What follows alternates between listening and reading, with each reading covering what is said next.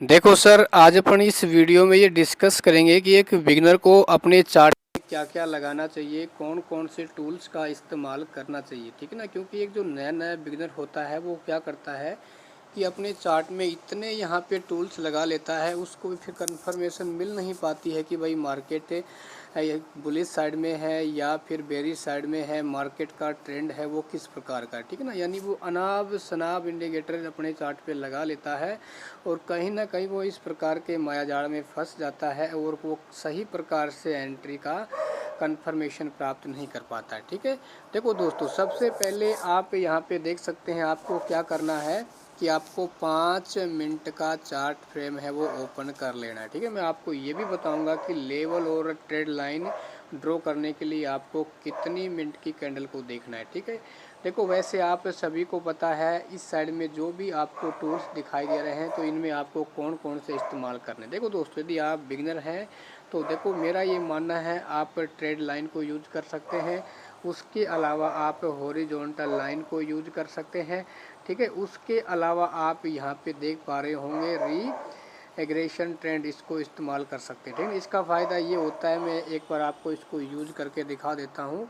इससे आपको एक प्रकार का जोन है वो मार्केट का पता चल जाता है कि भाई मार्केट है वो किस जोन में जा रहा है। ठीक है ना, आप यहाँ देख सकते हैं जैसे इस जोन को मार्केट तोड़ेगा तो आप उस साइड में एंट्री ले सकते हैं। इसका फ़ायदा ये होता है। ठीक है ना, तो आपको सबसे पहले भाई क्या करना है, आपको ट्रेड लाइन और उसके अलावा हॉरिजॉन्टल लाइन और उसके अलावा जो मैंने आपको ये ट्रेड जोन बताया है इसका आपको इस्तेमाल करना है। ठीक है ना, और इंडिकेटर आप इस्तेमाल कर सकते हैं जैसे कि भाई हो जाएगा ईएमए इंडिकेटर हो जाएगा, या फिर आप उसके अलावा आरएसआई इंडिकेटर भी यूज कर सकते हैं ना। ज़्यादा इंडिकेटर आपको नहीं लगाना है कि कई कई साथी क्या करते हैं भाई चार चार इंडिकेटर लगा लेते, तो ऐसा ना करें। ठीक है, आप उन इंडिकेटरों में फंस जाओगे, उससे बाहर नहीं निकल पाओ, क्योंकि आपका चार्ट है जितना क्लियरिटी होगी आपको उतनी अच्छी वहाँ पे एंट्री की कंफर्मेशन प्राप्त होगी। ठीक है, अच्छा, उसके बाद आपको क्या करना है, आपको जो लेवल और जो ट्रेड लाइन है वो 15 मिनट का आपको चार्ट है वो ओपन कर लेना है। ठीक है,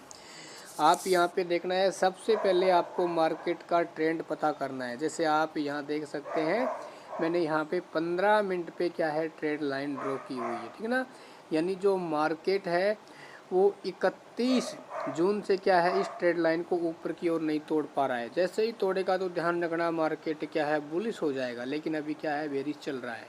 ठीक है, तो आपको एक यहाँ पे ट्रेड लाइन ड्रॉ कर लेनी है 15 मिनट पे। ठीक है, और उसके बाद दोस्तों आपको ज़्यादा माथापच्ची नहीं करनी है, जो पिछला मार्केट है उसका हाई और लो पॉइंट ड्रॉ कर लेना है। ठीक है, तो जैसे अपन ने यहाँ पे 2 अगस्त का हाई और लो, ठीक है ना, उसको हमने ड्रॉ कर लिया। फिर उसके बाद आपको 5 मिनट का चार्ट फ्रेम ओपन कर देना है। तो इस पे आप कैसे एंट्री लेंगे मैं आपको यहाँ बताना चाहूँगा। देखो भाई, एंट्री ऐसी नहीं होती है कि मार्केट जैसे ही ओपन हुआ अंधाधुंध एंट्री लेंगे, उसके लिए हमारे पास कुछ न कुछ कंफर्मेशन प्राप्त होनी चाहिए। जैसे भाई कंफर्मेशन हमारी ये है कि भाई मान लो मार्केट है वो 2 अगस्त को यहाँ पे क्लोज हुआ था, तो नीचे जैसे ही मार्केट क्लोज करता है तो यह प्राइस एक्शन बनाएगा। ठीक है, और प्राइस एक्शन बनाता है तो हमें यहाँ पे नीचे बेरी साइड में एंट्री ले सकते हैं, क्योंकि मार्केट का ट्रेंड डाउन ट्रेंड में है। या फिर आप ऐसा कर सकते हैं, मार्केट जैसे ही से ट्रेड लाइन के आसपास जाए और टकराने के बाद और नीचे बेरिश साइड में कैंडल बनाए, तो अगली जो कैंडल बनेगी जो बेरिश कैंडल बनती है तो अपन यहाँ बेरिश साइड में एंट्री ले सकते हैं, क्योंकि मार्केट है इस ट्रेड लाइन को क्या कर रहा है रिस्पेक्ट कर रहा है। ठीक है ना, इसको तोड़ नहीं पा रहा है। और मान लो यदि इस ट्रेड लाइन को मार्केट तोड़ देता है और अच्छी खासी कैंडल क्लोज हो जाती है अप साइड में, तो उससे जो नेक्स्ट कैंडल बनेगी तो उस पर आप एंट्री ले सकते हैं अपना एसएल लगा के। ठीक है ना, और या फिर जो अपना ऊपर आप यहाँ देख सकते हैं कि जो 2 अगस्त का अपना जो हाई पॉइंट है, यदि इसकी ओर मार्केट ऊपर क्रॉस करता है तो फिर आप सोच सकते हैं बुलिश साइड में एंट्री ले सकते हैं। कहने का मतलब आपको एसएल तो लगाना है, एसएल के साथ आपको एंट्री लेनी है। ठीक है, तो इन छोटी छोटी बातों को आपको ध्यान रखना है। देखो भाई, मार्केट से मेरा ये मानना है जिसके पास एजुकेशन है, जिसने इस मार्केट की प्रॉपर लर्निंग सीखी हुई है, तो उस मार्केट से वो अच्छा पैसा कमाता है। लेकिन ये बिगनर क्या होता है, उसको नॉलेज नहीं होता है ना, उसको तो यही लगता है कि भाई जैसे ही ग्रीन कैंडल बनेगी तो पैसा बनना शुरू हो जाएगा। है ना। रेड कैंडल बनेगी तो पैसा बनना शुरू हो जाएगा।